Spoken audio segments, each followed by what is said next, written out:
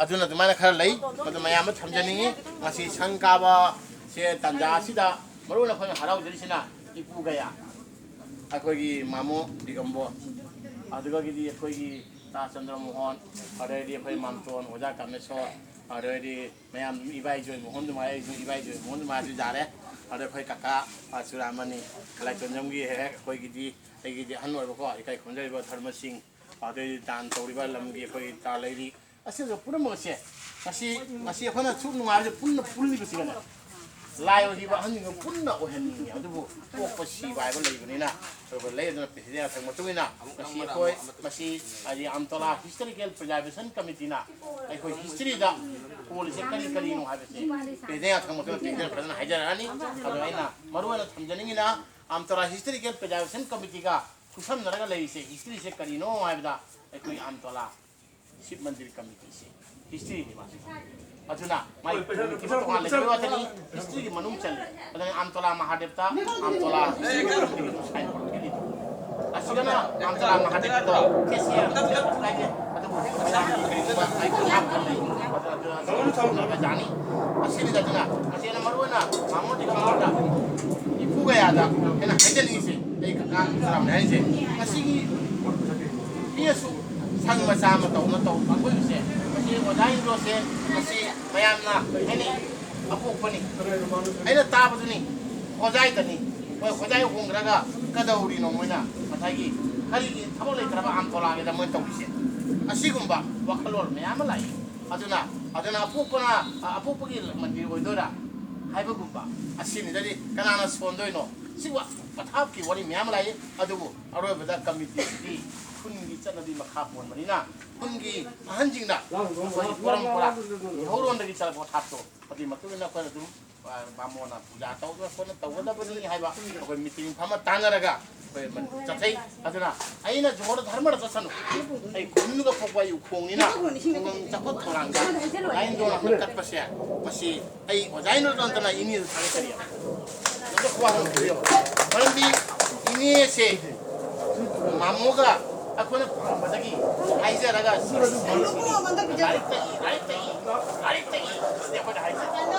live tadi raga live tu ni pun pabite pun dah pun bisa malak bagi mamo su nong pun ada ada hawa tu jangan kamu ga lim pembahai dan moi macam aku di haji kan di kerja aku ni sosi tu party ada party kan ada ni kami dapat hawa tu jangan tanda anda mamon hari apa hai hari se lahon lom do chai tongmingba ade aroi bada masa do ngasidi ai jada kam changraba budget khali kallo su masa ni sam lei ko ado jana phongbi ro ade history manung chal leiba leibasida sai gi phagi amtola gi school se LP ni hai angon badi amtola gi lamgi thong punamak se oi history manung changi adana khoi mitena khundaba khunni ado matamgi matungin na hung malaksana hindi basi laksane ate sai sagi laksana modi jumta thunda bitan leirabani na ko to ya dabadi mo thra kawi ai ramesh bhagat to si kau bani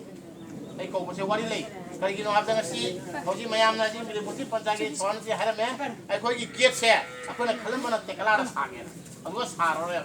ni samu kildo mamton gi he masen pa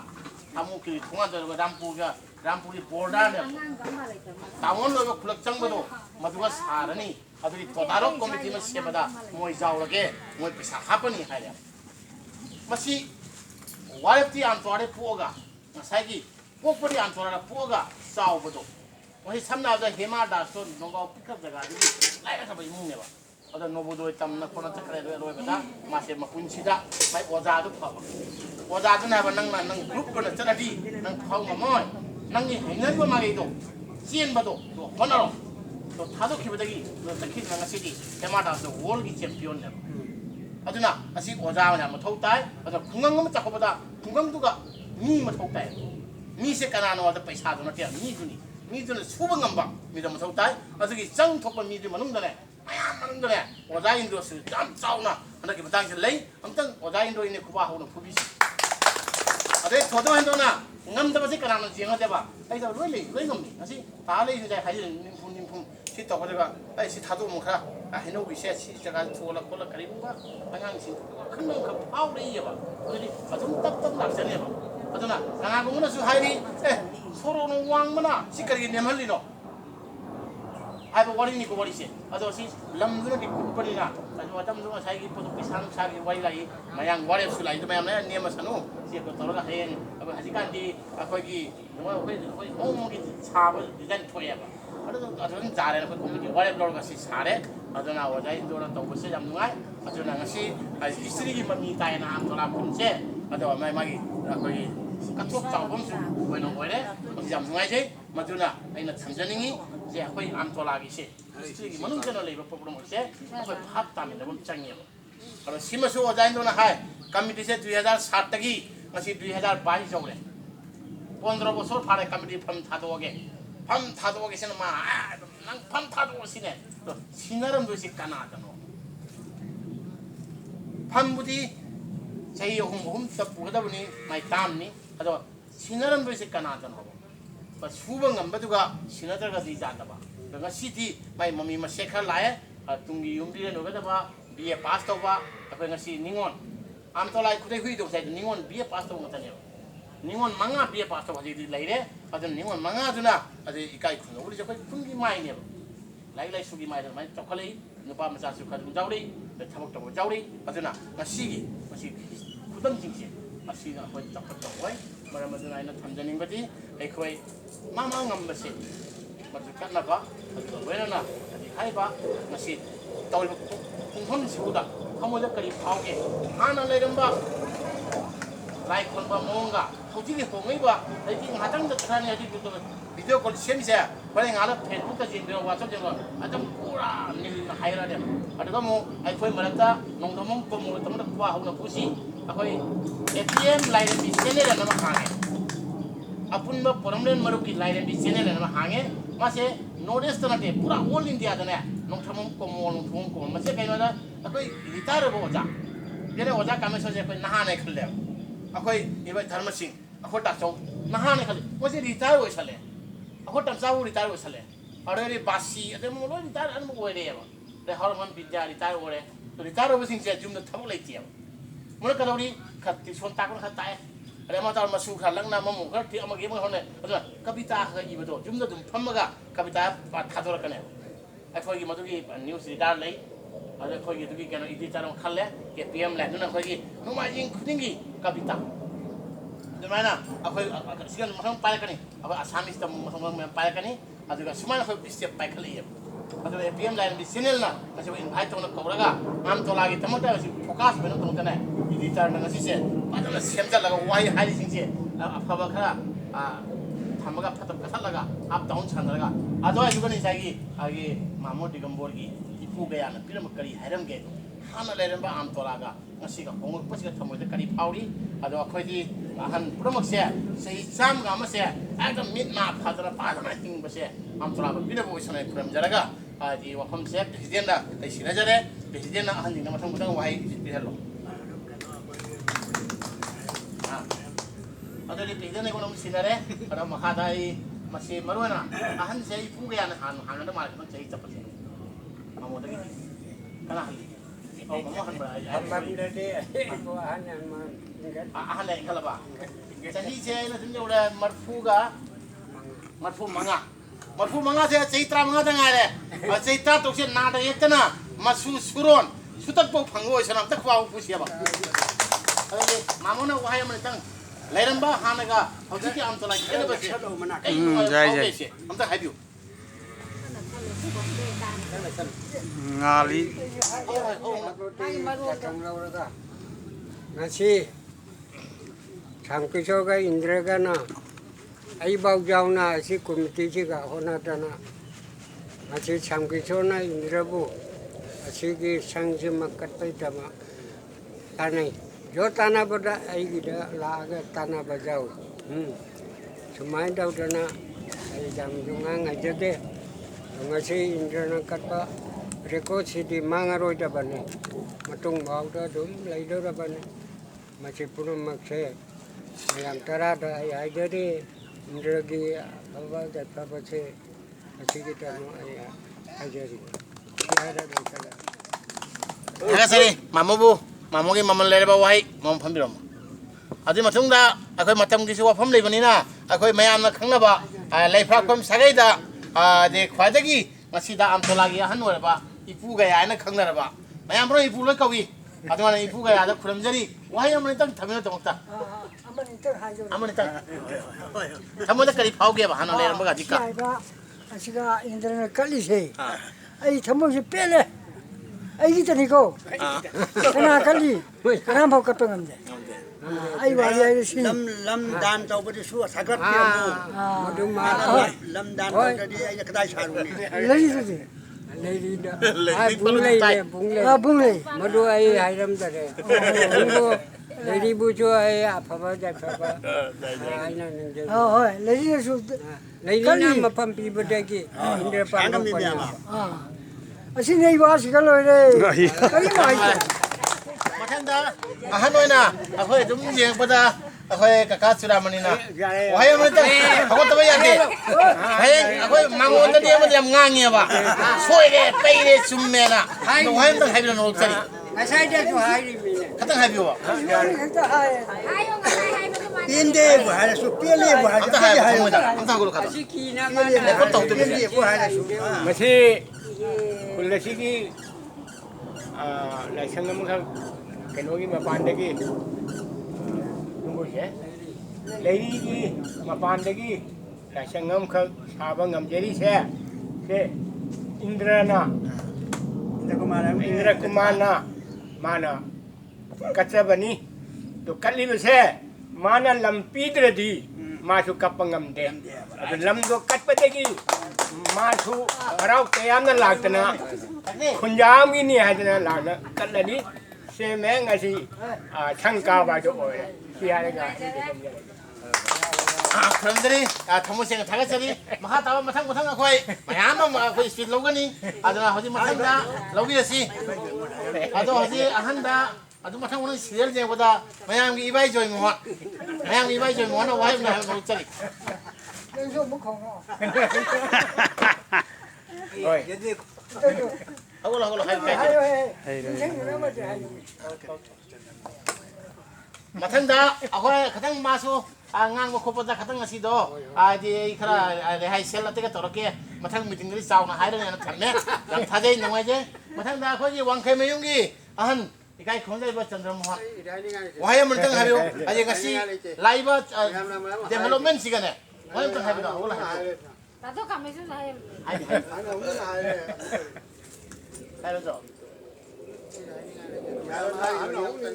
Jadi, aje marwana sahi dah laga ti. Aku aje laiton jam gi, lai kita ba dhon babu. Magi macam ba kohel lahen. Aje sahi 74 sudah nama 34 lah ni. Suatu rumah je lengga kanan halino. Ada 19-20 lena hai. Ada suatu mana hai kerana ni na. Dharma singh dah mulai. Ada dharma singh na wahai mana tang masuk all India koi bani. Ada masih laya. Jam nungai. Wahai mana tang kami nak cari. ꯃꯌꯥꯝ ꯄꯨꯝꯅꯃꯛ ꯈꯨꯔꯨꯝꯖꯔꯒ ꯑꯩꯅ ꯍꯥꯏꯖꯒꯗꯕꯁꯦ ꯅꯠꯇꯦꯗ ꯍꯥꯏꯗꯤ ꯂꯝꯁꯦ ꯄꯤꯗ꯭ꯔꯗꯤ ꯂꯥꯏꯒꯤ ꯌꯨꯝ ꯀꯃꯥꯏꯅ ꯁꯥꯅꯤ ꯁꯤꯁꯨ ꯑꯩꯒꯤ ꯄꯣꯠꯇ ꯌꯥꯝ ꯐꯖꯕ ꯋꯥꯔꯤꯅꯤ ꯑꯗꯨ ꯃꯌꯥꯝꯅ ꯍꯥꯏꯗꯤ ꯂꯥꯛꯄꯤꯗꯅ ꯁꯤꯒ ꯃꯌꯥꯝ ꯄꯤꯕ ꯑꯩꯁꯨ ꯌꯥꯝ ꯅꯨꯡꯉꯥꯏꯖꯩ ꯑꯗꯒꯤ ꯑꯩꯈꯣꯏ ꯏꯟꯗ꯭ꯔ ꯀꯨꯃꯥꯔꯅ ꯑꯁꯤ ꯀꯠꯄꯁꯦ ꯑꯩꯁꯨ ꯑꯄꯦꯟꯕ ꯑꯃ ꯑꯣꯏꯖꯔꯦ ꯃꯔꯝ ꯑꯗꯨꯅ ꯍꯥꯏꯗꯤ ꯂꯩꯔꯤꯅ ꯂꯩ ꯄꯤꯕꯗꯒꯤ ꯂꯝꯁꯦ ꯄꯤꯕꯗꯒꯤ ꯉꯁꯤ ꯃꯌꯥꯝ ꯄꯨꯝꯅꯃꯛꯀꯤ ꯍꯥꯏꯗꯤ ꯑꯩꯈꯣꯏ ꯑꯝꯇꯣꯂꯥꯒꯤ ꯄꯨꯝꯅꯃꯛ ꯂꯥꯏꯒꯤꯗꯃꯛꯇ ꯀꯩꯅꯣ ꯇꯧꯖꯕꯁꯦ ꯑꯩꯁꯨ ꯌꯥꯝ ꯄꯦꯟꯖꯔꯦ Taba matang na amtola babagi koi lajoji laibu pam pubiba agi dikai khonjariba adi khungi tamak dasu ayuka sandaga nukti lai puja taw wase jieng boda lai na uram bajai masi tawbana khangi aduna talai bi bisu koi hayan gani aduga loina na koi awam chana wahai amtang han nuk chari amtola babagi datang loroga bai sababati gi datang loroga wahai karatang ai hajage ado ꯃꯐꯝꯁꯤꯒ ꯑꯩꯈꯣꯏ ꯏꯕꯥꯏ ꯑꯩꯒꯤꯗꯤ ꯏꯕꯥꯏ ꯊꯣꯛꯏ ꯏꯕꯥꯏꯁꯤꯅ ꯀꯠꯆꯔꯤꯕ ꯂꯝꯁꯤꯒ ꯑꯩꯈꯣꯏ ꯑꯣꯖꯥ ꯏꯟꯗ꯭ꯔꯣꯅ ꯃꯥꯒꯤ ꯇꯔꯞꯇꯒꯤ ꯑꯉꯝꯕ ꯈꯔ ꯀꯠꯆꯔꯛꯄ ꯑꯁꯤ ꯑꯩꯈꯣꯏ ꯋꯥꯈꯜꯗ ꯌꯥꯝ ꯅꯨꯡꯉꯥꯏ ꯑꯗꯣ ꯃꯌꯥꯝꯅꯁꯨ ꯂꯥꯛꯄꯤꯗꯨꯅ ꯑꯁꯤꯒ ꯇꯤꯟꯕꯤꯗꯨꯅ ꯏꯁꯣꯔꯒꯤ ꯁꯦꯕꯥ ꯑꯍꯜ ꯂꯃꯟ ꯑꯩꯈꯣꯏ ꯃꯥꯃ ꯈꯨꯔꯥ ꯚꯥꯏ ꯀꯤꯕꯤꯛ ꯃꯌꯥꯝꯅ ꯏꯃꯥ ꯏꯟꯗꯣꯟ ꯃꯌꯥꯝꯅ ꯂꯥꯛꯅ ꯄꯨꯖꯥ ꯇꯧꯔꯤꯁꯦ ꯑꯩꯒꯤꯁꯨ ꯅꯨꯡꯉꯥꯏ ꯐꯥꯎꯏ ꯑꯁꯤ ꯍꯥꯏꯔꯒ ꯑꯩꯁꯨ ꯁ꯭ꯋꯥꯏꯁꯤꯒ ꯆꯦꯟꯁꯤꯟꯖꯔꯒꯦ ꯊꯥꯒꯠꯆꯔꯤ ꯃꯈꯥꯗ ꯑꯩꯈꯣꯏ ꯍꯧꯖꯤꯛ ꯃꯔꯨꯑꯣꯏꯅ ꯑꯝꯇꯣꯗ ꯅꯣꯡꯊꯃꯝꯒꯤ ꯈꯨꯟꯅꯥꯏ ꯊꯧꯃꯤ ꯑꯩꯈꯣꯏ ꯑꯣꯖꯥ ꯃꯪꯒꯣꯜꯁꯤꯡꯅ ꯈꯪꯅꯔꯕ ꯃꯗꯨꯒꯤ ꯏꯀꯥꯏ ꯈꯨꯝꯅꯖꯔꯤꯕꯤ ꯑꯩꯈꯣꯏꯒꯤ ꯆꯟꯗ꯭ꯔꯃꯨꯈꯤ ꯍꯥꯏꯅ ꯃꯌꯥꯝꯅ ꯈꯪꯅꯔꯕ ꯏꯅꯦꯗ ꯈꯨꯔꯨꯝꯖꯔꯤ ꯏꯅꯦꯅ ꯏꯅꯦꯒꯤ ꯊꯃꯣꯏꯒꯤ ꯑꯣꯏꯕ ꯍꯥꯟꯅ ꯂꯩꯔꯕ ꯐꯤꯕꯝ ꯉꯁꯤ ꯋꯥꯐꯝꯁꯤꯒ ꯊꯃꯣꯏꯗ ꯀꯔꯤ ꯐꯥꯎꯕ ꯄꯔꯦꯡ ꯑꯃꯅꯤꯇꯪ ꯐꯖꯅ ꯍꯥꯏꯕꯤꯅꯕꯒꯤꯗꯃꯛꯇ ꯑꯩꯈꯣই ꯍꯤꯁꯇꯣꯔꯤꯀꯦꯜ ꯀꯃꯤꯇꯤ ꯃꯥꯏꯀꯩꯗꯒꯤ ꯑꯩꯈꯣꯏꯅ ꯔꯤꯀ꯭ꯋꯦꯁ ꯇꯧꯖꯔꯤ ꯍꯧꯒꯠꯂꯒ ꯅꯨꯡꯉꯥꯏꯔꯦ ꯃꯃꯤꯡ ꯍꯥꯏꯔꯝꯃ ꯐꯝꯒꯦ ꯐꯝꯈ꯭ꯔꯣꯗꯤ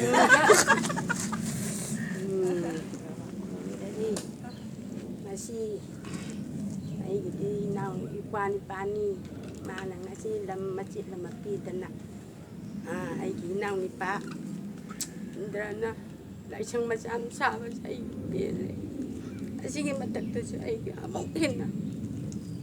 ꯑꯄꯦꯟꯕ ꯑꯃꯁꯨ ꯂꯩꯔꯤ ꯑꯗꯩ ꯀꯔꯤ ꯍꯥꯏꯒꯅꯤ ꯍꯥꯏꯕꯁꯨ ꯉꯝꯗꯦ ꯍꯩꯁꯨ ꯍꯩꯖꯗꯦ ꯃꯌꯥꯝꯗ ꯈꯨꯔꯨꯝꯖꯩ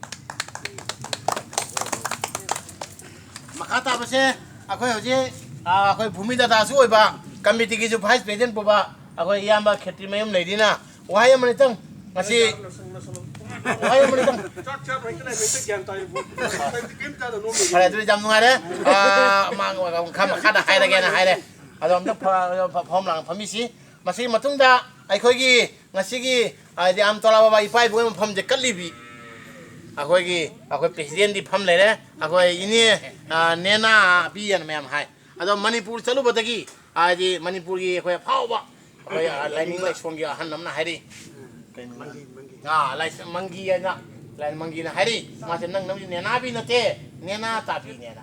ꯑꯗꯨꯅ ꯃꯥꯒꯤ ꯌꯨꯝꯗ ꯅꯣꯡꯊꯣꯡꯕꯝꯒꯤ ꯃꯌꯨꯝꯗ ꯅꯣꯡꯏꯟ ꯅꯦꯅꯥ ꯁꯪꯂꯦꯟ ꯍꯥꯏꯅ ꯊꯣꯜꯂꯤ ꯑꯩꯅ ꯈꯜꯂꯤ ꯅꯣꯡꯏꯟ ꯍꯥꯏꯁꯦ ꯀꯩꯅꯣ ꯑꯩꯈꯣꯏ ꯍꯦꯝ ꯀꯨꯛ ꯍꯥꯏꯕ ꯑꯁꯥꯃꯤ ꯑꯣꯏꯕꯤꯙꯥꯟ ꯑꯃꯒ ꯂꯩ ꯑꯗꯨꯅ ꯍꯦꯝ ꯀꯨꯛꯇꯨꯒꯤ ꯃꯥꯏ ꯔꯣꯏꯁꯣꯝ ꯂꯩꯌꯦꯕ ꯑꯗꯨꯃꯥꯏꯅ ꯅꯣꯡꯏꯟ ꯍꯥꯏꯁꯦ ꯅꯣꯡꯊꯣꯝꯕꯝ ꯏꯟꯗ꯭ꯔ ꯀꯨꯃꯥꯔꯁꯦ ꯅꯣꯡꯏꯟ ꯍꯥꯏꯃꯤ ꯅꯣꯡꯏꯟ ꯍꯥꯏꯗꯤ ꯑꯁꯥꯃꯤꯅ ꯆꯥꯊꯣꯛ ꯆꯣꯔꯥꯏ ꯅꯣꯡ ꯇꯥꯔꯒ ꯏꯁꯤꯡ ꯊꯛꯀꯅꯦꯕ ꯆꯨꯝꯅ ꯏꯁꯤꯡ ꯈꯣꯡꯒ ꯊꯛꯇꯦꯕ ꯑꯗꯨꯒꯨꯝꯕ ꯊꯃꯣꯏ ꯆꯥꯎꯕ ꯑꯣꯖꯥ ꯏꯟꯗ꯭ꯔꯣꯒꯤ ꯃꯥꯒꯤ ꯇꯥꯂꯣꯏꯅꯤ ꯃꯗꯨꯅ ꯅꯦꯅꯥ ꯇꯥꯕꯤꯅ ꯋꯥꯍꯩ ꯑꯃꯅꯤꯇꯪ ꯐꯣꯡꯍꯧꯗ꯭ꯔꯒꯗꯤ ꯑꯩꯅ ꯆꯥꯟꯁ ꯄꯤꯍꯧꯗ꯭ꯔꯒꯗꯤ ꯍꯤꯁꯇꯣꯔꯤꯀꯦꯜ ꯁꯦꯀ꯭ꯔꯦꯇꯔꯤ ꯃꯇꯤꯛ ꯆꯥꯗꯦ ꯍꯥꯏꯅ ꯍꯥꯏꯒꯅꯤ ꯃꯔꯝ ꯑꯗꯨꯅ ꯑꯩ ꯍꯥꯏꯖꯔꯤ ꯑꯝꯇꯪ ꯐꯣꯡꯃꯤꯟꯅꯕ ꯅꯣꯛꯆꯔꯤ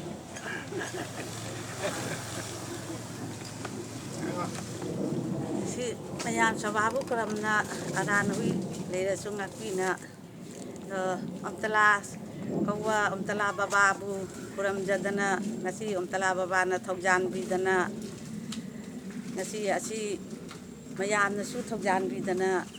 ꯁꯪ ꯃꯆꯥꯁꯤꯃ ꯀꯠꯄ ꯉꯝꯖꯔꯤꯕꯁꯦ ꯑꯁꯤ ꯌꯥꯝꯅ ꯅꯨꯡꯉꯥꯏꯖꯩ ꯌꯥꯝꯅ ꯖꯥꯏꯐꯕ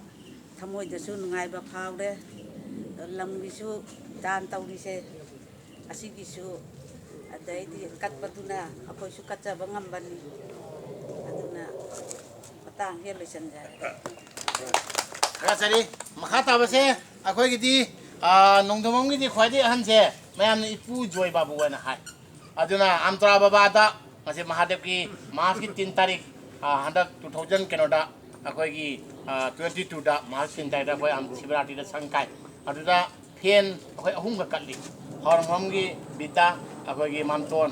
ꯅꯣꯡꯊꯣꯝꯕꯝ ꯀꯥꯃꯦꯁꯣꯔ ꯍꯥꯏꯔꯦ ꯑꯃꯅ ꯑꯩꯒꯤ ꯍꯦꯛ ꯏꯌꯥꯝꯕ ꯑꯍꯟ ꯇꯥꯎꯔꯦꯝ ꯒꯧꯔꯀꯤꯁꯣꯔ ꯃꯣꯏ ꯑꯍꯟ ꯐꯦꯟ ꯑꯃ ꯃꯃꯤꯡ ꯏ ꯑꯗꯨꯗꯒꯤ ꯄꯣꯂꯣꯏꯗ ꯑꯝꯇꯣꯂꯥ ꯕꯕꯥꯅ ꯑꯃꯨꯛ ꯏꯟꯁꯤꯜꯂꯛꯇꯅ ꯅꯣꯡꯊꯣꯝꯕꯝꯒꯤ ꯅꯣꯡꯃꯥꯏ ꯂꯩꯁꯅꯥ ꯃꯥꯒꯤ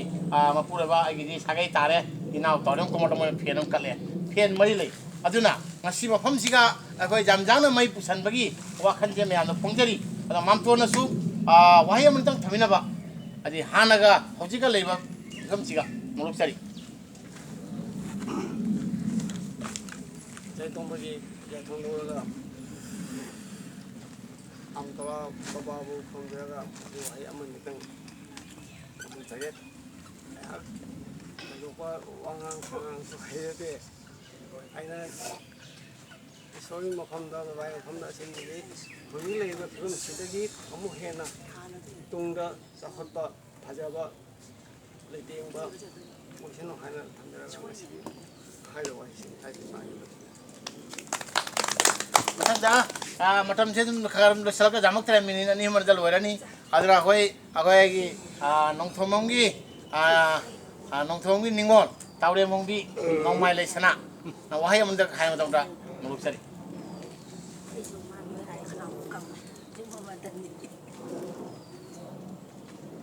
ꯃꯌꯥꯝ ꯄꯨꯝꯅꯃꯛꯄꯨ ꯈꯨꯔꯨꯝꯖꯔꯤ ꯃꯁꯤꯒꯤ ꯌꯥꯏꯐꯔꯕ ꯑꯝꯇꯣꯂꯥ ꯏꯇꯤꯍꯥꯁꯤꯛ ꯍꯣꯡꯂꯛꯐꯝ ꯀꯣꯃꯤꯇꯤꯒꯤ ꯃꯐꯝꯁꯤꯗ ꯐꯝꯕꯤꯔꯤꯕ ꯑꯣꯖꯥ ꯑꯩꯒꯤ ꯏꯄꯨꯔꯥ ꯇꯤꯟꯕꯤꯔꯤꯕ ꯏꯄꯥ ꯏꯄꯜ ꯏꯄꯨ ꯑꯩꯈꯣꯏꯒꯤ ꯄꯨꯝꯅꯃꯛ ꯏꯃꯥ ꯏꯪꯗꯣꯟ ꯄꯨꯝꯅꯃꯛꯄꯨ ꯈꯨꯔꯨꯝꯖꯔꯒ ꯑꯇꯩ ꯀꯔꯤꯁꯨ ꯍꯥꯏꯖꯅꯤꯡꯉꯥꯏ ꯂꯩꯇꯦ ꯑꯩꯒꯤ ꯏꯊꯛ ꯊꯣꯡꯕꯁꯤꯡꯅ ꯌꯥꯝꯅ ꯐꯖꯔꯕ ꯋꯥꯍꯩ ꯋꯥꯇꯥ ꯌꯥꯝꯅ ꯍꯥꯏꯕꯤꯈ꯭ꯔꯦ ꯇꯥꯛꯄꯤꯈ꯭ꯔꯦ ꯉꯁꯤ ꯑꯁꯤ ꯑꯝꯇꯣꯂꯥ ꯈꯨꯟ ꯑꯁꯦ ꯑꯝꯇꯣꯂꯥꯒꯤ ꯍꯩꯅꯧ ꯄꯥꯝꯕꯤ ꯑꯁꯦ ꯍꯧꯔꯝꯕꯅꯤ ꯍꯥꯏꯕꯒꯤ ꯃꯃꯤ ꯑꯃ ꯊꯝꯗꯨꯅ ꯑꯩꯈꯣꯏꯒꯤ ꯂꯝ ꯑꯁꯤꯕꯨ ꯀꯠꯄꯤꯔꯤꯕ ꯑꯩꯈꯣꯏꯒꯤ ꯃꯥꯃꯣ ꯑꯃꯗꯤ ꯑꯩꯒꯤ ꯏꯄꯨꯔꯥ ꯃꯈꯣꯏꯅ ꯇꯥꯟꯅꯔꯒ ꯐꯖꯔꯕ ꯋꯥꯍꯩ ꯑꯃ ꯐꯖꯔꯕ ꯁꯪ ꯑꯃ ꯁꯥꯔꯤꯕꯁꯦ ꯌꯥꯝꯅ ꯐꯖꯕ ꯃꯇꯝ ꯑꯃꯗ ꯑꯉꯥꯡꯁꯤꯡꯅ ꯎꯔꯒꯁꯨ ꯑꯣ ꯁꯤꯒ ꯍꯩꯅꯧ ꯄꯥꯝꯕꯤ ꯑꯃ ꯍꯧꯔꯝꯃꯤ ꯍꯥꯏꯕꯒꯤ ꯐꯖꯔꯕ ꯅꯤꯡꯁꯤꯡꯕ ꯈꯨꯗꯝ ꯑꯃ ꯑꯣꯏꯅ ꯂꯩꯔꯤꯕꯁꯦ ꯇꯨꯡꯒꯤ ꯅꯍꯥꯔꯣꯟꯁꯤꯡꯁꯤꯅ ꯂꯣꯏꯅ ꯀꯥꯎꯔꯔꯣꯏꯗꯕ ꯋꯥꯈꯜ ꯑꯃꯅꯤ ꯐꯖꯔꯕ ꯍꯟꯅ ꯊꯥꯒꯠꯆꯔꯤ ꯑꯍꯟꯁꯤꯡꯕꯨ ꯃꯊꯪꯗꯁꯨ ꯑꯣꯖꯥꯁꯤꯡꯅ ꯐꯖꯔꯕ ꯋꯥꯍꯩ ꯐꯖꯔꯕ ꯑꯝꯇꯣꯂꯥꯒꯤ ꯑꯣꯏꯕ ꯅꯠꯇ꯭ꯔꯒ ꯐꯖꯔꯕ ꯊꯧꯗꯥꯡ ꯀꯌꯥ ꯄꯨꯈꯠꯂꯛꯀꯅꯤ ꯍꯥꯏꯕꯁꯦ ꯑꯩꯒꯤ ꯊꯥꯖꯕꯅꯤ ꯑꯁꯤ ꯍꯥꯏꯔꯒ ꯂꯣꯏꯁꯤꯟꯖꯔꯦ ꯊꯥꯒꯠꯆꯔꯤ ꯃꯈꯥ ꯇꯥꯕꯁꯦ ꯑꯝꯇꯣꯂꯥ ꯑꯦꯝꯏꯒꯤ ꯑꯣꯖꯥ ꯅꯨꯄꯤ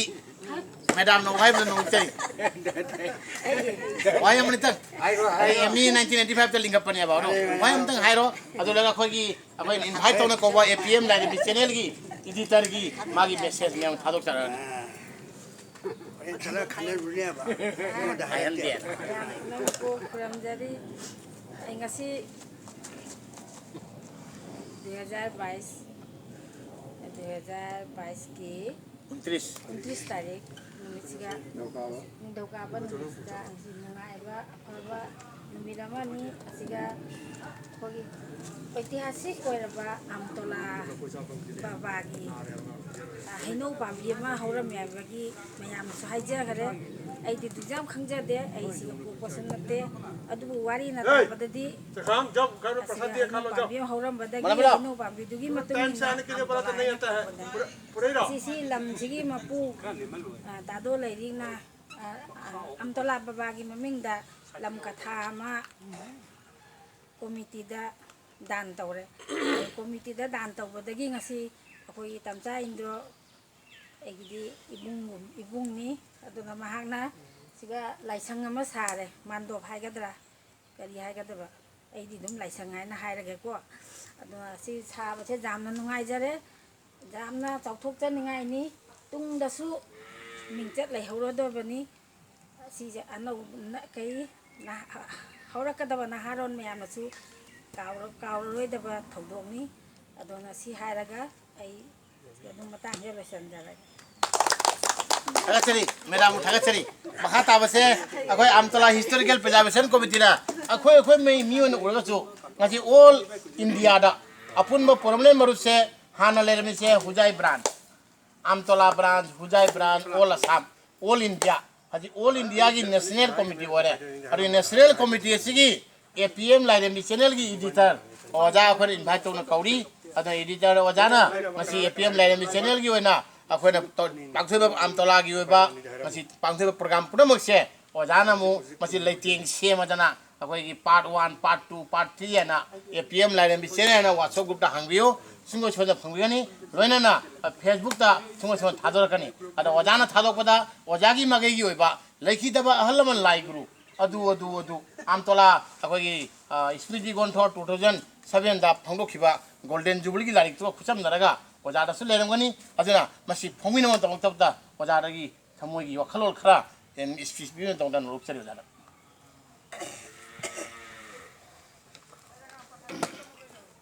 ꯑꯍꯥꯟꯕꯗ ꯑꯩꯍꯥꯛꯅ ꯑꯝꯇꯂꯥ ꯕꯕꯥꯒꯤ ꯃꯐꯝꯗ ꯑꯩꯍꯥꯛꯅ ꯈꯨꯔꯨꯝꯖꯔꯤ ꯃꯊꯪꯗ ꯉꯁꯤꯒꯤ ꯐꯝꯂꯤꯕ ꯃꯤꯐꯝ ꯑꯁꯤꯒꯤ ꯌꯥꯏꯊꯣꯡꯕꯒꯤ ꯃꯐꯝꯗꯁꯨ ꯑꯩꯍꯥꯛꯅ ꯏꯀꯥꯏ ꯈꯨꯝꯅꯕ ꯎꯠꯆꯔꯤ ꯑꯁꯤꯒꯤ ꯃꯊꯪꯗ ꯉꯁꯤꯒꯤ ꯊꯧꯔꯝ ꯑꯁꯤꯗ ꯂꯦꯡꯕꯤꯔꯛꯏꯕ ꯑꯣꯖꯥꯁꯤꯡ ꯄꯨꯝꯅꯃꯛ ꯈ꯭ꯋꯥꯏꯈꯤꯕꯤꯒꯤ ꯃꯐꯝꯗ ꯑꯩꯍꯥꯛꯅ ꯏꯀꯥꯏ ꯈꯨꯝꯅꯕ ꯎꯠꯆꯔꯒ ꯑꯩꯍꯥꯛꯅ ꯉꯁꯤ ꯄꯥꯡꯊꯣꯛꯂꯤꯕ ꯊꯧꯔꯝ ꯑꯁꯤꯒ ꯃꯔꯤ ꯂꯩꯅꯅ ꯋꯥꯐꯝ ꯑꯃꯅꯤꯇꯪ ꯐꯣꯡꯗꯣꯛꯆꯒꯦ ꯉꯁꯤ ꯑꯁꯤ ꯌꯥꯝꯅ ꯌꯥꯏꯐꯔꯕ ꯑꯃꯁꯨꯡ ꯌꯥꯝꯅ ꯅꯨꯡꯉꯥꯏꯔꯕ ꯅꯨꯃꯤꯠꯅꯤ ꯍꯥꯏꯅ ꯑꯩꯍꯥꯛꯅ ꯃꯤꯌꯥꯝꯒꯤ ꯃꯐꯝꯗ ꯐꯣꯡꯗꯣꯛꯆꯅꯤꯡꯉꯤ ꯃꯔꯝꯗꯤ ꯏꯄꯥ ꯏꯄꯨꯁꯤꯡꯅ ꯊꯥꯏꯅ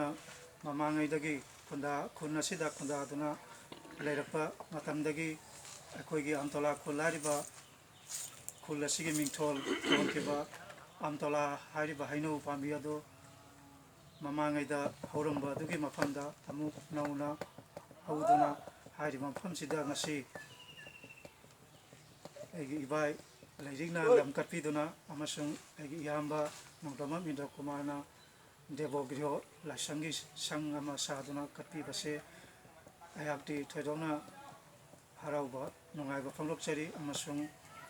ꯂꯝ ꯀꯠꯄꯤꯔꯤꯕ ꯏꯕꯥꯏ ꯈꯦꯇ꯭ꯔꯤꯃꯌꯨꯝ ꯂꯩꯔꯤꯛꯄꯨꯁꯨ ꯑꯩꯍꯥꯛꯅ ꯊꯥꯒꯠꯆꯔꯤ ꯑꯃꯁꯨꯡ ꯅꯨꯡꯉꯥꯏꯕ ꯐꯣꯡꯗꯣꯛꯆꯔꯤ ꯑꯗꯨꯒꯤ ꯃꯊꯪꯗ ꯏꯌꯥꯝꯕ ꯅꯣꯡꯗꯝꯃꯝ ꯏꯟꯗ꯭ꯔ ꯀꯨꯃꯥꯔꯒꯤ ꯃꯐꯝꯗꯁꯨ ꯁꯪ ꯑꯁꯦ ꯀꯠꯄꯤꯕꯒꯤꯗꯃꯛꯇ ꯑꯩꯍꯥꯛꯅꯁꯨ ꯊꯥꯒꯠꯆꯕ ꯐꯣꯡꯗꯣꯛꯆꯔꯤ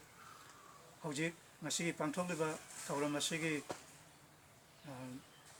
ꯊꯕꯛ ꯊꯧꯔꯝ ꯑꯃꯁꯨꯡ ꯄꯥꯡꯊꯣꯛꯂꯤꯕ ꯊꯧꯔꯝ ꯑꯁꯤꯒꯤ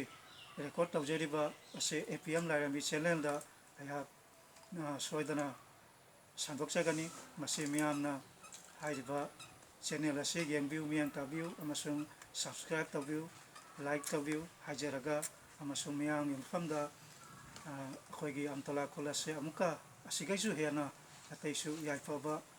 ꯑꯣꯏꯅꯕꯒꯤꯗꯃꯛꯇ ꯃꯄꯨ ꯃꯥꯒꯤ ꯃꯐꯝꯗ ꯑꯝꯇꯣꯂꯥ ꯕꯕꯥꯒꯤ ꯃꯐꯝꯗ ꯑꯩꯍꯥꯛꯅ ꯈꯨꯔꯨꯝꯖꯔꯒ ꯑꯩꯍꯥꯛꯀꯤ ꯍꯥꯏꯖꯅꯤꯡꯕ ꯋꯥꯐꯝ ꯈꯔꯁꯦ ꯃꯇꯥꯡ ꯑꯁꯤꯗ ꯂꯣꯏꯁꯤꯟꯖꯔꯦ ꯃꯊꯪꯁꯤꯗꯤ ꯑꯣꯖꯥꯕꯨ ꯊꯥꯒꯠꯆꯔꯒ ꯃꯈꯟꯁꯦ ꯑꯩꯈꯣꯏ ꯄ꯭ꯔꯦꯁꯤꯗꯦꯟꯅ ꯋꯥꯍꯩ ꯑꯃꯅꯤꯇꯪ ꯄ꯭ꯔꯦꯁꯤꯗꯦꯟꯁꯨ ꯑꯣꯏꯔꯦ ꯑꯗꯨꯗꯩꯗꯤ ꯑꯩꯈꯣꯏꯒꯤ ꯏꯄꯥ ꯏꯕꯨꯡꯒꯤ ꯈꯨꯔꯨꯝ ꯀꯠꯄꯁꯨ ꯑꯣꯏꯔꯦ ꯏꯄꯥ ꯏꯕꯨꯡ ꯋꯥꯐꯝ ꯑꯃꯇꯪ ꯅꯣꯛꯆꯔꯤ ꯑꯍꯥꯟꯕꯗ ꯑꯝꯇꯣꯂꯥ ꯕꯕꯥꯕꯨ ꯈꯨꯔꯨꯝꯖꯔꯤ ꯃꯊꯪꯗ ꯉꯁꯤ ꯈꯨꯟ ꯑꯁꯤꯒꯤ ꯃꯀꯣꯛ ꯃꯔꯨ ꯑꯣꯏꯔꯕ ꯑꯍꯜ ꯂꯃꯟꯁꯤꯡ ꯃꯃꯣꯔ ꯗꯤꯂꯨꯃꯣꯔ ꯑꯩꯈꯣꯏꯒꯤ ꯇꯥꯒꯌꯥꯅꯆꯤꯡꯉꯕ ꯂꯣꯏꯅꯅ ꯑꯇꯩ ꯑꯇꯩ ꯑꯩꯈꯣꯏꯒꯤ ꯏꯕꯥꯏ ꯆꯨꯔꯥꯃꯅꯤ ꯏꯕꯥꯏ ꯖꯣꯏꯃꯣꯍꯟ ꯏꯕꯥꯏ ꯆꯟꯗ꯭ꯔꯃꯣꯍꯟ ꯏꯇꯩꯃ ꯄꯨꯝꯅꯃꯛꯄꯨꯁꯨ ꯑꯩꯍꯥꯛꯅ ꯏꯀꯥꯏ ꯈꯨꯝꯅꯖꯕ ꯎꯠꯆꯔꯤ ꯍꯥꯏꯅꯤꯡꯕꯗꯤ ꯌꯥꯝꯃꯤ ꯑꯗꯨ ꯃꯇꯝꯗꯤ ꯈꯨꯌꯧꯅꯔꯦ ꯑꯗꯨꯅ ꯄꯣꯏꯟ ꯈꯔ ꯍꯥꯏꯐꯦꯠꯇꯪ ꯍꯥꯏꯖꯔꯒ ꯑꯩ ꯄꯣꯊꯥꯖꯒꯦ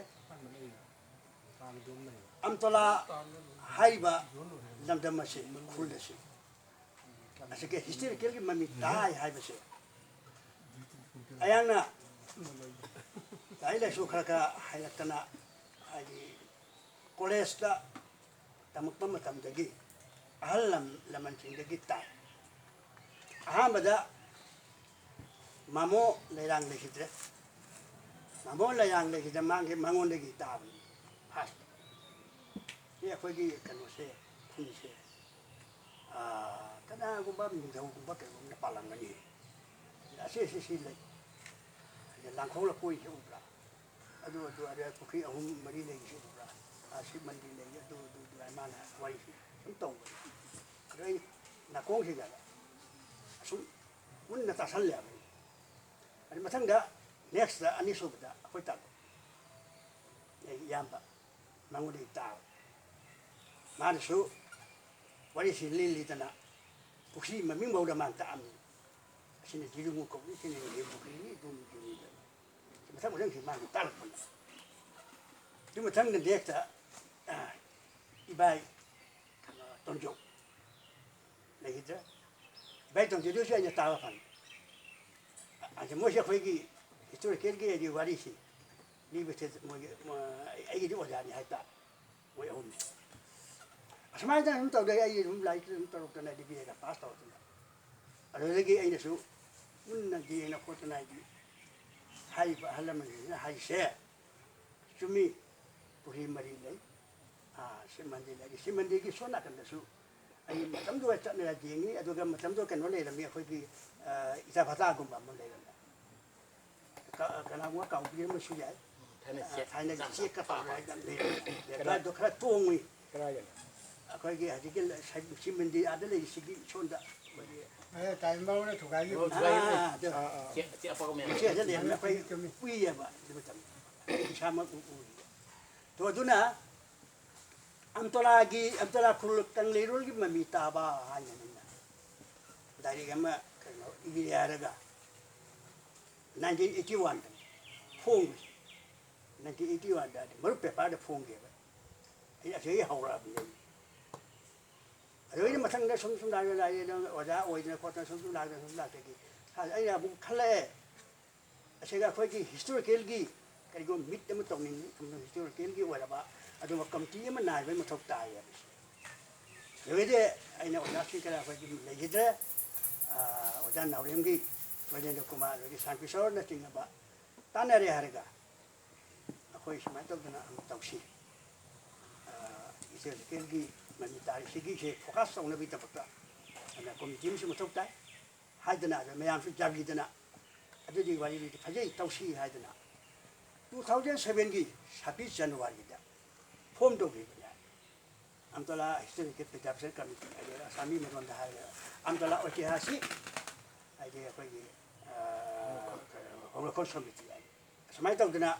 ꯇꯧꯅ ꯂꯥꯛꯄꯁꯤꯗꯒꯤ ꯑꯗꯨꯒꯤ ꯈꯔ ꯃꯇꯨꯡ ꯑꯩꯈꯣꯏꯒꯤ ꯀꯩꯅꯣꯁꯤ ꯁꯤꯜꯚꯔ ꯖꯨꯕ꯭ꯂꯤ ꯀꯩꯅꯣ ꯒꯣꯜꯗꯦꯟ ꯖꯨꯕ꯭ꯂꯤ ꯑꯝꯇꯣꯂꯥꯒꯤ ꯑꯦꯂꯦꯛꯇ꯭ꯔꯤꯁꯤꯇꯤ ꯇꯧꯕꯒꯤ ꯈꯔ ꯃꯃꯥꯡꯗ ꯑꯩꯈꯣꯏꯒꯤ ꯍꯤꯁꯇꯣꯔꯤꯀꯦꯜ ꯃꯤꯠ ꯇꯧꯍꯧꯔꯁꯤ ꯍꯥꯏꯗꯅ ꯑꯗꯨ ꯕꯦꯟꯒ ꯖꯩꯅ ꯈꯣꯠꯅ ꯃꯗꯨ ꯇꯥꯔꯤꯛꯇꯣ ꯀꯥꯎꯔꯦ ꯑꯗꯨꯒꯤ ꯑꯗꯨꯒꯤ ꯃꯔꯛꯇꯅꯤ ꯀꯩꯅꯣꯒꯤ ꯍꯧꯖꯤꯛꯀꯤ ꯍꯥꯏꯔꯤꯕ ꯁꯤꯜꯚꯔ ꯒꯣꯜꯗꯦꯟ ꯖꯨꯕ꯭ꯂꯤ ꯇꯧꯕꯗꯨꯒꯤ ꯃꯔꯛꯇꯅꯦꯕ ꯑꯗꯨꯒ ꯕꯦꯜ ꯅꯨꯡ ꯖꯩꯅ ꯈꯣꯠꯇꯅ ꯑꯗꯨꯗꯒꯤꯗꯤ ꯃꯐꯝ ꯈꯨꯗꯤꯡꯗ ꯍꯤꯁꯇꯣꯔꯤꯀꯦꯜꯒꯤ ꯄꯣꯠ ꯑꯣꯏꯔꯤꯕ ꯃꯐꯝꯗꯒꯤ ꯑꯩꯈꯣꯏꯒꯤ ꯇꯧꯈꯤꯑꯕ ꯑꯗꯨ ꯑꯁꯤꯒꯤꯁꯨ ꯂꯥꯛꯇꯅ ꯑꯝꯇꯣꯂꯥ ꯕꯕꯥꯗꯁꯨ ꯈꯨꯔꯝꯗꯅ ꯑꯗ ꯃꯐꯝꯗ ꯌꯨꯡꯅ ꯑꯩꯈꯣꯏꯅ ꯅꯤꯁꯥꯟ ꯌꯨꯡꯅ ꯑꯩꯈꯣꯏ ꯐꯤꯔꯥꯟ ꯃꯆꯥ ꯑꯩꯈꯣꯏ ꯄꯆꯦꯡ ꯐꯤꯔꯥꯟ ꯍꯥꯏꯇꯥꯔꯦ ꯃꯩꯇꯩꯂꯣꯟꯗ ꯍꯥꯏꯔꯒꯅ ꯄꯆꯦꯡ ꯐꯤꯔꯥꯟꯁꯦ ꯌꯨꯡꯅ ꯃꯐꯝꯁꯦ ꯃꯁꯤꯅ ꯑꯩꯈꯣꯏꯅ ꯇꯥꯔꯒꯦꯠꯅꯦ ꯑꯁꯤ ꯑꯩꯈꯣꯏꯒꯤ ꯍꯤꯁꯇꯣꯔꯤꯀꯦꯜꯒꯤ ꯄꯣꯠꯅꯤ ꯍꯥꯏꯕꯒꯤ ꯇꯥꯔꯒꯦꯠꯇꯣ ꯊꯝꯅ ꯑꯩꯈꯣꯏꯅ ꯍꯥꯏꯗꯤ ꯔꯥꯖꯅ ꯈꯨꯔꯝ ꯂꯥꯛꯄꯅꯦꯕ ꯑꯁꯨꯃꯥꯏꯅ ꯇꯧꯗꯅ ꯁꯨꯝ ꯂꯥꯛꯄꯗꯒꯤ ꯑꯗꯨꯗꯒꯤ ꯃꯊꯪ ꯍꯥꯏꯗꯤ ꯑꯩꯈꯣꯏ ꯁꯤꯕ ꯃꯟꯗꯤꯔ ꯑꯁꯣꯝꯗꯒꯤ ꯁꯤꯁꯨ ꯑꯗꯨꯝ ꯒꯣꯔꯃꯦꯟꯅꯁꯨ ꯅꯨꯡꯁꯤꯕꯤꯗꯅ ꯑꯥꯔꯀꯤꯑꯣꯂꯣꯖꯤꯀꯦꯜꯒꯤ ꯗꯤꯄꯥꯔꯠꯃꯦꯟꯅ ꯁꯦꯟ ꯀꯥꯏꯊꯣꯛꯄꯤꯔꯛꯇꯅ ꯃꯌꯥꯝ ꯑꯃ ꯁꯥꯗꯅ ꯈꯣꯠꯅ ꯇꯧꯔꯤꯁꯦ ꯃꯌꯥꯝꯁꯨ ꯎꯕꯤꯔꯦ ꯑꯗꯨꯒꯤ ꯃꯇꯨꯡꯗꯁꯨ ꯑꯃꯨꯛ ꯀꯩꯅꯣ ꯑꯁꯥꯝ ꯒꯣꯔꯃꯦꯟꯅ ꯂꯨꯄꯥ ꯂꯥꯈ 10 ꯀꯥꯏꯊꯔꯛꯇꯅ ꯑꯗꯨꯃꯨꯛ ꯐꯖꯅ ꯇꯧꯕ ꯁꯦꯝ ꯁꯥꯗꯅ ꯃꯌꯥꯝꯗ ꯎꯕꯤꯔꯦ ꯑꯁꯨꯃꯥꯏꯅ ꯁꯨꯝ ꯂꯥꯛꯇꯕꯒꯤ ꯃꯊꯪꯗ ꯑꯩꯈꯣꯏ ꯁꯨꯝ ꯇꯥꯟꯅꯕꯗꯒꯤ ꯈꯔ ꯁꯥꯟꯇꯤꯁꯣꯔꯅ ꯉꯁꯥꯏ ꯍꯥꯏꯕꯒꯤꯗꯨ ꯀꯔꯤꯒꯨꯝꯕ ꯑꯃ ꯍꯥꯏꯗꯤ ꯇꯧꯍꯧꯕ ꯈꯣꯠꯂ ꯑꯩꯁꯨ ꯑꯗꯨꯝ ꯈꯜꯂꯦ ꯃꯥ ꯇꯖꯥꯗꯨꯁꯨ ꯃꯥꯁꯨ ꯑꯗꯨꯝ ꯍꯥꯏꯔꯛꯄꯗꯒꯤ ꯑꯩꯅ ꯃꯁꯤꯗꯤ ꯌꯥꯝ ꯐꯖꯕ ꯑꯩ ꯇꯧꯅꯤ ꯑꯩ ꯇꯧꯔꯅꯤ ꯑꯗꯨꯗꯒꯤ ꯑꯩꯅ ꯍꯥꯏꯗꯤ ꯃꯌꯥꯝꯒꯤ ꯑꯩꯅ ꯀꯩꯁꯨ ꯑꯩ ꯌꯥꯝꯅ ꯂꯩꯗꯅ ꯈꯣꯠꯇꯅ ꯇꯧꯖꯕꯗꯤ ꯅꯠꯆꯗꯦ ꯑꯗ ꯈꯨꯟꯖꯥꯁꯤꯒꯤ ꯌꯥꯏꯐꯅꯕꯒꯤꯗꯃꯛꯇ ꯍꯌꯦꯡ ꯇꯨꯡꯗꯁꯨ ꯂꯩꯍꯧꯗꯧꯔꯤꯕ ꯑꯩꯈꯣꯏꯒꯤ ꯆꯥꯔꯣꯟ ꯁꯨꯔꯣꯟꯁꯤꯡꯁꯤꯅꯁꯨ ꯉꯥꯏꯍꯥꯛꯇꯪ ꯑꯣꯏꯔꯁꯨ ꯐꯝꯗꯅ ꯑꯁꯤꯒ ꯂꯥꯏ ꯈꯨꯔꯨꯝꯕꯗ ꯅꯨꯡꯉꯥꯏꯗꯅꯕꯅꯤ ꯑꯁꯤꯒꯤ ꯋꯥꯈꯜꯂꯣꯟꯗ ꯃꯁꯤ ꯑꯩꯅ ꯇꯧꯗꯕ ꯌꯥꯗ꯭ꯔꯦ ꯍꯥꯏꯅ ꯈꯜꯂꯛꯄꯅꯤ ꯑꯗꯣ ꯑꯝꯇꯣꯂꯥ ꯕꯕꯥꯅꯁꯨ ꯑꯁꯤꯒꯤ ꯁꯥꯕꯒꯤ ꯃꯇꯥꯡꯗꯁꯨ ꯌꯥꯝꯅ ꯍꯥꯏꯗꯤ ꯀ꯭ꯔꯤꯄꯥ ꯊꯧꯖꯥꯟ ꯄꯤꯔꯦ ꯃꯔꯝꯗꯤ ꯅꯣꯡꯁꯨ ꯍꯣꯏ ꯃꯔꯛ ꯃꯔꯛꯇ ꯅꯣꯡꯗꯤ ꯌꯥꯝ ꯆꯨꯈꯤ ꯑꯗꯨꯅ ꯄ꯭ꯔꯀꯤꯇꯤꯛꯀꯤ ꯑꯗꯨꯒꯤ ꯅꯦꯆꯔꯦꯜꯒꯤ ꯄꯣꯠꯅꯤꯅ ꯀꯅꯥꯁꯨ ꯈꯥꯝꯕꯗꯤ ꯉꯝꯗꯦ ꯑꯗꯨꯃꯛꯄꯨ ꯃꯇꯥꯡꯗ ꯑꯝꯇꯣꯂꯥ ꯕꯕꯥꯅꯅꯦ ꯆꯥꯟꯁ ꯌꯥꯝ ꯄꯤꯌꯦꯕ ꯍꯟꯗꯛ ꯃꯇꯥꯡꯁꯤꯒ ꯇꯧꯍꯧꯔꯣ ꯀꯩꯅꯣ ꯇꯧꯕ ꯌꯥꯔꯅꯤ ꯀꯨꯞꯄ ꯌꯥꯔꯅꯤ ꯑꯗꯩ ꯍꯟꯗꯛ ꯃꯇꯥꯡꯁꯤꯗ ꯑꯩꯈꯣꯏꯒꯤ ꯁꯣꯜꯂꯤꯡ ꯇꯧ ꯌꯥꯔꯅꯤ ꯍꯥꯏꯕꯒꯤ ꯑꯗꯩ ꯍꯧꯖꯤꯛꯀꯤ ꯃꯇꯥꯡꯁꯤꯗ ꯕꯣꯔꯗꯇ ꯁꯦꯝꯕ ꯑꯁꯤꯕꯁꯤꯅ ꯅꯣꯡ ꯆꯨꯕꯒꯤ ꯃꯔꯛꯁꯤꯗꯅꯦ ꯇꯥꯏꯃꯤꯡꯁꯦ ꯄꯤꯔꯛꯏꯑꯕ ꯇꯥꯏꯃꯤꯡꯁꯦ ꯄꯤꯔꯛꯄꯒ ꯂꯣꯏꯅꯅ ꯖꯠ ꯇꯧꯁꯟꯕ ꯁꯤ ꯑꯁꯨꯃꯥꯏꯅ ꯇꯧꯗꯅ ꯍꯥꯏꯗꯤ ꯃꯄꯨꯡꯁꯤ ꯑꯣꯏꯈꯤꯕꯅꯦ ꯑꯗ ꯑꯁꯤ ꯃꯤꯡꯁꯤꯒ ꯑꯩꯅ ꯍꯥꯏꯖꯅꯤꯡꯕꯅ ꯑꯩꯈꯣꯏꯒꯤ ꯕꯣꯟꯙꯨ ꯂꯩꯔꯤꯛꯅ ꯑꯁꯤ ꯂꯝ ꯑꯁꯦ ꯄꯤꯕꯁꯦ ꯑꯁꯤꯒꯤ ꯃꯇꯥꯡꯗꯁꯨ ꯈꯟꯅꯕ ꯅꯩꯅꯕ ꯃꯌꯥꯝꯁꯤ ꯃꯔꯛꯇ ꯍꯥꯏꯗꯤ ꯃꯌꯥꯝꯒꯤꯗꯤ ꯈꯪꯕꯤꯗꯕꯅꯤ ꯑꯃꯈꯛ ꯂꯩꯔꯤ ꯁꯥꯟꯀꯤꯁꯣꯔꯁꯦ ꯃꯥꯁꯨ ꯌꯥꯝꯅ ꯃꯁꯤꯒ ꯍꯥꯏꯗꯤ ꯌꯥꯎꯔꯤꯑꯕꯅꯤ ꯑꯗꯒꯤ ꯂꯩꯔꯤꯛꯀ ꯇꯥꯟꯅꯗꯅ ꯈꯣꯠꯅꯗꯅ ꯇꯥꯟꯅꯗꯅ ꯈꯣꯠꯅꯗꯅ ꯑꯁꯤ ꯃꯇꯥꯡꯁꯨ ꯃꯥꯁꯨ ꯌꯥꯝ ꯐꯖꯅ ꯃꯥꯒꯤ ꯂꯤꯠ ꯂꯧꯏ ꯑꯗꯨꯅ ꯃꯥꯕꯨꯁꯨ ꯑꯩꯅ ꯍꯟꯅ ꯊꯥꯒꯠꯆꯔꯤ ꯑꯗꯨ ꯃꯥꯅ ꯁ꯭ꯋꯥꯏꯗꯒꯤ ꯑꯣꯏꯅꯕꯒꯤꯁꯦ ꯀꯟꯅ ꯍꯣꯠꯅꯖꯩ ꯃꯥꯁꯨ ꯑꯗꯨꯃꯥꯏꯅ ꯇꯧꯅ ꯍꯥꯏꯗꯤ ꯄꯣꯠꯁꯥꯏꯒꯤ ꯃꯄꯨꯡꯁꯦ ꯐꯥꯔꯛꯄꯅꯦ ꯑꯗꯣ ꯉꯁꯤ ꯀꯧꯕ ꯅꯨꯃꯤꯠ ꯑꯁꯦ 29 ꯑꯥꯒꯁ ꯍꯤꯟꯗꯨꯁꯇꯥꯟ ꯅꯨꯃꯤꯠ ꯑꯁꯦ ꯑꯩꯈꯣꯏꯒꯤ ꯃꯇꯝ ꯐꯥꯕ ꯍꯥꯏꯗꯤ ꯃꯤꯑꯣꯏꯕ ꯄꯨꯝꯅꯃꯛ ꯁꯤꯗꯣꯏꯅꯤ ꯀꯅꯥꯒꯤ ꯍꯥꯏꯗꯤ ꯊꯋꯥꯏꯕꯨ ꯄꯥꯜꯂꯕꯗꯤꯅꯦ ꯂꯣꯏ ꯁꯤꯗꯣꯏꯅꯤ ꯑꯗꯨꯅ ꯁꯤꯒꯗꯕꯁꯦ ꯁꯤꯒꯤ ꯃꯇꯝꯁꯦ ꯐꯥꯕꯁꯦ ꯑꯗꯒꯤ ꯀꯅꯥꯅ ꯐꯥꯅꯤ ꯊꯕꯛꯅ ꯐꯥꯗꯣꯏꯅꯤ ꯑꯗꯨꯅ ꯊꯕꯛꯅ ꯉꯁꯤ 29 ꯑꯥꯒꯁ ꯍꯥꯏꯗꯤ ꯅꯣꯡꯃꯥꯏ ꯅꯤꯡꯊꯧꯀꯥꯕ ꯅꯨꯃꯤꯠꯁꯦ ꯁꯪ ꯀꯥꯕꯁꯦ ꯁꯤ ꯊꯕꯛ ꯑꯃ ꯑꯣꯏꯗꯅ ꯇꯧꯔꯤꯁꯦ ꯍꯤꯁꯇ꯭ꯔꯤꯗ ꯏꯇꯤꯍꯥꯁꯇ ꯂꯩꯍꯧꯒꯗꯧꯕ ꯁꯤꯅꯦ ꯑꯁꯤꯅꯤ ꯌꯥꯝ ꯃꯔꯨ ꯑꯣꯏꯔꯤꯁꯦ ꯌꯥꯝꯅ ꯑꯩꯈꯣꯏꯅ ꯈꯪꯐꯝ ꯊꯣꯛꯄꯁꯦ ꯑꯗꯨꯅ ꯄꯨꯝꯅꯃꯛ ꯃꯤꯑꯣꯏꯕ ꯂꯣꯏ ꯁꯤꯒꯗꯕꯅꯤ ꯑꯗ ꯁꯤꯈ꯭ꯔꯒꯗꯤ ꯂꯣꯏꯈ꯭ꯔꯦ ꯃꯥꯏ ꯋꯥ ꯉꯥꯡꯅꯔꯔꯣꯏ ꯀꯔꯤꯒꯨꯝꯕ ꯊꯕꯛ ꯑꯃ ꯇꯧꯔꯕꯗꯤ ꯃꯤꯌꯥꯝꯒꯤ ꯊꯕꯛ ꯑꯣꯏꯕ ꯇꯧ ꯍꯥꯏꯌꯦ ꯑꯩꯈꯣꯏꯒꯤ ꯀꯔꯤꯒꯨꯝꯕ ꯍꯥꯏꯗꯤ ꯑꯩꯈꯣꯏꯒꯤ ꯀꯩꯅꯣ ꯃꯤꯌꯥꯝꯒꯤ ꯊꯕꯛ ꯑꯣꯏꯅ ꯇꯧꯔꯒꯗꯤ ꯁꯣꯏꯗꯅ ꯄꯥꯔꯁꯣꯅꯦꯜ ꯏꯁꯥꯒꯤ ꯊꯕꯛ ꯇꯧꯕꯗꯨꯗꯤ ꯂꯩꯍꯧꯔꯣꯏ ꯑꯗꯨꯗꯤ ꯃꯥꯒꯤ ꯃꯇꯝꯗꯨꯒꯤ ꯃꯤꯗꯨꯅ ꯈꯪꯉꯤꯉꯩ ꯈꯪꯗ꯭ꯔꯦ ꯑꯗꯨ ꯃꯊꯪꯒꯤ ꯇꯥꯔꯣꯟ ꯁꯣꯔꯣꯟ ꯁꯨꯡꯍꯜꯂꯔꯣꯏ ꯀꯥꯎꯈ꯭ꯔꯅꯦꯕ ꯃꯥ ꯀꯅꯥ ꯂꯩ ꯉꯁꯤ ꯍꯥꯏꯗꯤ ꯁꯄꯣꯁ ꯆꯧꯗ꯭ꯔꯤ ꯏꯅꯥꯛꯈꯨꯜ ꯀꯔꯤꯒꯨꯝꯕ ꯑꯃ ꯇꯧꯔꯝꯕꯗꯤ ꯇꯧꯁꯨ ꯇꯧꯏ ꯃꯥꯅ ꯇꯧꯏ ꯐꯖꯅꯁꯨ ꯇꯧꯗꯕ ꯐꯖꯅ ꯇꯧꯒꯗꯧꯅꯦꯕ ꯐꯖꯅ ꯇꯧꯔꯦ ꯈꯨꯟ ꯍꯣꯖꯥꯏ ꯍꯥꯏ ꯁ꯭ꯀꯨꯜꯁꯦ ꯇꯧꯔꯦ ꯆꯧꯗ꯭ꯔꯤ ꯍꯥꯏ ꯁ꯭ꯀꯨꯜ ꯊꯥꯔꯛꯀꯗꯧꯅꯦꯕ ꯁꯤꯗ ꯃꯥꯅ ꯍꯥꯏꯗꯤ ꯏꯁꯥꯒꯤ ꯂꯝ ꯈꯤꯇꯪ ꯍꯦꯛꯇ ꯍꯥꯏꯕꯗꯤ ꯀꯩꯅꯣ ꯁ꯭ꯀꯨꯜ ꯀꯩ ꯁꯥꯔꯤꯕ ꯂꯥꯏꯁꯪ ꯈꯤꯇꯪ ꯁꯥꯔꯤꯕ ꯈꯤꯇꯪ ꯍꯦꯛꯇ ꯃꯗꯤ ꯃꯄꯨꯡ ꯑꯣꯏꯅ ꯀꯠꯇꯕꯅꯤ ꯑꯗꯩ ꯈꯔꯅ ꯑꯃꯨꯛ ꯀꯠ ꯈꯔ ꯑꯃꯨꯛ ꯀꯠ ꯈꯔ ꯑꯃꯨꯛ ꯀꯩꯅꯣꯁꯦ ꯂꯝꯗꯨꯁꯨ ꯈꯔ ꯍꯦꯛ ꯀꯠ ꯑꯇꯩꯁꯨ ꯀꯠꯂꯦ ꯍꯥꯏ ꯑꯗꯣ ꯍꯧꯖꯤꯛ ꯍꯥꯏꯔꯛꯑꯦꯕ ꯃꯥꯏ ꯃꯃꯤꯡꯒ ꯑꯣꯏꯗꯦ ꯍꯥꯏꯗꯣꯏꯅꯤꯅ ꯑꯩ ꯏꯁꯥꯃꯛ ꯌꯥꯎꯔꯤꯅꯤ ꯑꯗꯨꯝ ꯂꯥꯛꯑꯕ ꯍꯥꯟꯅ ꯄꯨꯝꯅꯃꯛꯁꯦ ꯀꯠꯂꯝꯃꯒꯗꯤ ꯃꯥꯏ ꯃꯃꯤꯡ ꯑꯣꯏꯅ ꯌꯥꯝꯃꯦ ꯑꯗꯣ ꯔꯟꯖꯤꯠ ꯊꯧꯅꯥꯎꯖꯝ ꯔꯟꯒꯤꯁꯨ ꯌꯥꯎꯔꯤ ꯑꯗꯨꯒ ꯊꯧꯅꯥꯎꯖꯝ ꯔꯟꯒꯤꯁꯨ ꯃꯥꯏꯁꯨ ꯏꯇꯥ ꯍꯥꯏꯒꯠꯂꯛꯑꯦ ꯑꯗꯨꯗꯤ ꯑꯃꯅ ꯑꯃꯨꯛ ꯀꯔꯤ ꯍꯥꯏꯔꯛꯏ ꯃꯌꯥꯡ ꯍꯥꯏꯌꯦꯡꯀꯣ ꯃꯥꯏꯁꯨ ꯌꯦꯛꯇ ꯐꯥꯔ ꯀꯩꯅꯣ ꯌꯥꯎꯏ ꯃꯥꯏ ꯃꯃꯤꯡ ꯌꯥꯎꯗ ꯑꯗꯨꯏꯗꯤ ꯀꯃꯥꯏꯅ ꯇꯥꯔꯦ ꯐꯔꯥ ꯇꯥꯔꯦ ꯑꯗꯨꯗꯤ ꯄꯣꯛꯑꯣ ꯄꯨꯝꯅꯃꯛ ꯗꯣꯛꯇꯔ ꯑꯣꯖꯥꯏ ꯍꯥꯏꯕꯗꯨ ꯏꯐ ꯐꯔꯦ ꯑꯗꯨꯃꯥꯏꯅ ꯑꯗꯨꯝ ꯂꯩ ꯑꯗꯨꯅ ꯇꯧ ꯇꯥꯔꯒꯗꯤ ꯁꯦꯡꯅ ꯇꯧꯍꯧꯔꯗꯤ ꯃꯥꯏ ꯃꯃꯤꯡ ꯁꯦꯡꯗ꯭ꯔꯒꯗꯤ ꯋꯥꯅꯤ ꯑꯗꯨꯝ ꯋꯥꯌꯦꯠꯅꯅ ꯑꯗꯨꯝ ꯂꯩꯔꯅꯤ ꯑꯗꯣ ꯑꯗꯨꯅ ꯌꯥꯝꯅ ꯅꯨꯡꯉꯥꯏꯖꯩ ꯃꯁꯤꯗꯤ ꯂꯥꯛꯏꯕ ꯃꯁꯤꯗꯤ ꯁꯪꯒꯥꯕ ꯅꯨꯃꯤꯠꯀꯤ ꯃꯄꯨꯡ ꯐꯥꯍꯟꯗꯅ ꯇꯧꯔꯤꯕ ꯄꯨꯝꯅꯃꯛꯄꯨ ꯏꯀꯥꯏ ꯈꯨꯝꯅꯗꯅ ꯍꯟꯅ ꯊꯥꯒꯠꯆꯔꯤ ꯑꯃꯁꯨꯡ ꯑꯁꯤꯒꯤ ꯃꯇꯨꯡꯗ ꯃꯪꯒꯂꯥ ꯕꯕꯥꯅꯅꯦ ꯆꯥꯟꯕꯤꯗꯅ ꯑꯇꯩ ꯃꯈꯥꯒꯤ ꯊꯕꯛ ꯊꯧꯔꯝ ꯄꯨꯝꯅꯃꯛꯁꯤꯁꯨ ꯌꯥꯝꯅ ꯅꯤꯡꯊꯤꯖꯅ ꯄꯥꯡꯊꯣꯛꯍꯟꯕ ꯍꯥꯏꯕ ꯑꯗꯣ ꯑꯁꯤꯒ ꯂꯣꯏꯅꯅ ꯑꯃꯈꯛꯀꯤ ꯑꯩꯅ ꯍꯥꯏꯅꯤꯡꯕ ꯑꯃꯗꯤ ꯂꯩ ꯃꯁꯤ ꯑꯩꯈꯣꯏꯒꯤ ꯂꯥꯡꯈꯣꯡꯁꯦ ꯑꯁꯤ ꯂꯥꯡꯈꯣꯡ ꯈꯣꯡꯕꯥꯟ ꯇꯧꯔꯤ ꯑꯩꯈꯣꯏ ꯑꯣꯜ ꯔꯥꯎꯟꯁꯤꯗꯅ ꯑꯗꯨꯒ ꯀꯅꯥꯒꯨꯝꯕ ꯀꯠꯇꯅ ꯂꯣꯏꯁꯤꯟꯕꯁꯨ ꯌꯥꯎꯔꯛꯏ ꯂꯩꯕꯥꯛꯁꯦ ꯌꯥꯔꯤꯉꯩꯗꯤ ꯁꯨꯝ ꯂꯩꯕꯥꯛꯁꯦ ꯗꯤꯚꯣꯞꯁꯦ ꯊꯝꯕꯤꯕ ꯑꯩꯈꯣꯏꯒꯤ ꯍꯤꯁꯇ꯭ꯔꯤꯁꯦ ꯃꯥꯡꯗꯅ ꯑꯗꯣ ꯈꯔꯕꯨꯗꯤ ꯇꯧꯅꯈ꯭ꯔꯦ ꯑꯗꯣ ꯍꯧꯖꯤꯛ ꯇꯧꯗꯕ ꯀꯥꯡꯕꯨ ꯈꯔ ꯂꯩꯔꯤ ꯑꯗꯨ ꯇꯧꯕꯤꯗꯅꯕ ꯑꯗꯨꯝ ꯍꯤꯁꯇ꯭ꯔꯤꯁꯦ ꯂꯩꯅꯕꯒꯤ ꯈꯨꯗꯝꯁꯦ ꯂꯩꯅꯕꯒꯤ ꯁꯨꯝ ꯑꯩ ꯍꯥꯏꯖꯅꯤꯡꯉꯤ ꯑꯗ ꯍꯌꯦꯡ ꯇꯨꯡꯗ ꯈꯟꯅꯁꯦ ꯅꯠꯇ꯭ꯔꯒꯗꯤ ꯑꯩꯈꯣꯏꯒꯤ ꯍꯤꯁꯇ꯭ꯔꯤꯒꯤ ꯄꯣꯠꯇꯣ ꯀꯥꯏꯔꯛꯀꯅꯤ ꯈꯨꯗꯝꯁꯦ ꯂꯩꯔꯛꯑꯣꯏ ꯑꯗꯨ ꯁꯤꯡ ꯈꯛꯇ ꯍꯥꯏꯔꯒ ꯂꯣꯏꯁꯤꯟꯖꯔꯒꯦ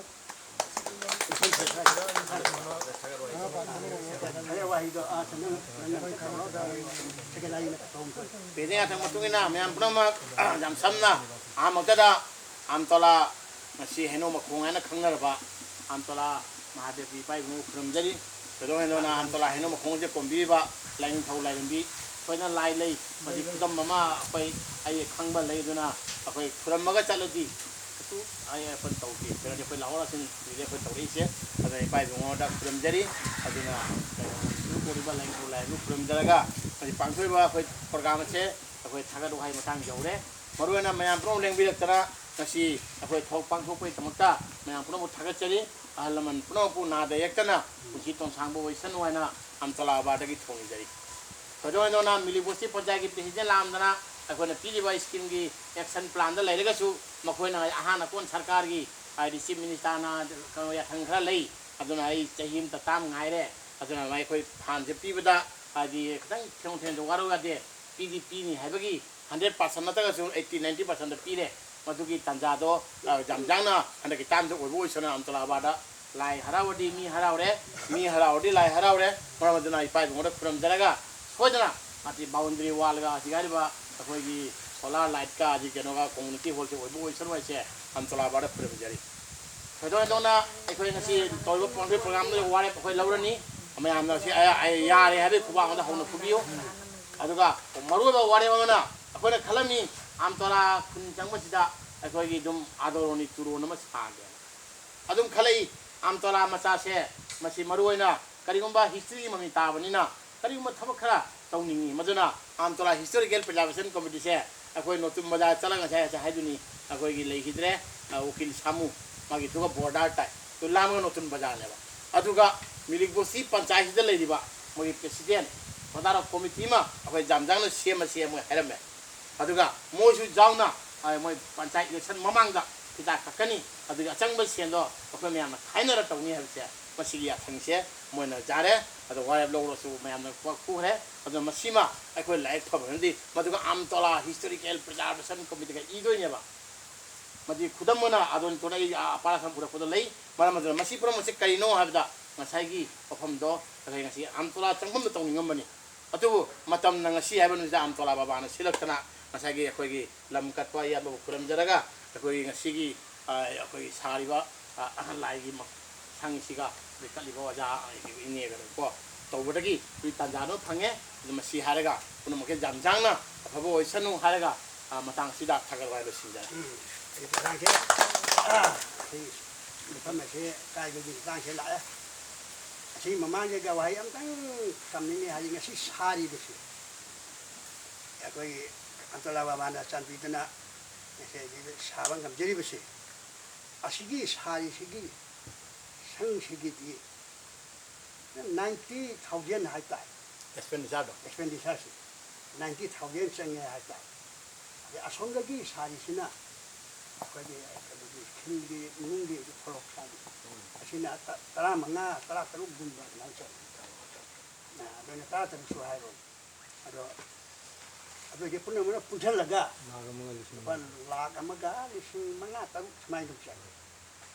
asin khati aya la ye puro kani na asi punna je loina kana ge kanoga lai khurumba jaw grab ni ai si ya pha han badal lai khurumba ka adu bo lo jaw ram jawa ko nasi lai ko ni oi ni su ko jawa ko sa ko pun ma to jawa ga ya chang wala oi ni jumbu ai ka ma me am da yo ke ni ada asige so ai ge sa ge ko ti ma man ni ke amu up down da ni ma la ma ta mo down to tang ma to san na he la ya so tang he tang ni ada to ja ba so ala to na antara babana usibina kali pangkopang kan se antara hanna na pande so mayam se hana hanna bhagat so no jadi aru matang sida nasigi sangka budi thoro na sida wesele hanna jadi amdang slogan pil amdang ho farmasi ba wala ga berendai na farmasi se le padum khamja peding athang matungina masi timbiba halman lai group jari masi ekoi amtala khamsida koi khunda do leramba ahanman lai group puning singaga koina na masi eno makong si konbir ba lain thau laimbi ipai mo khamjaraga masi aro nimisida ko punna kun kena khamsi maramdi ekoi khundagi ungda hawkadaba isa isu suron afaba larita afaba laisuda afaba khungi takho tharang parchuna ategasu ola samgi khun me andre amtorana hendok thodok ko hoisan waiba akoi khungi si horosi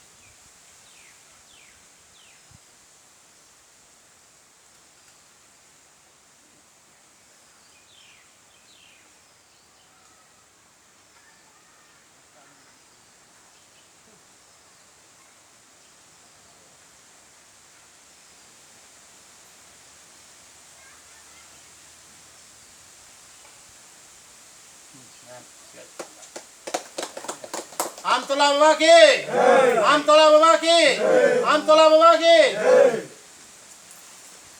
तांता mobile वाला चलो चलो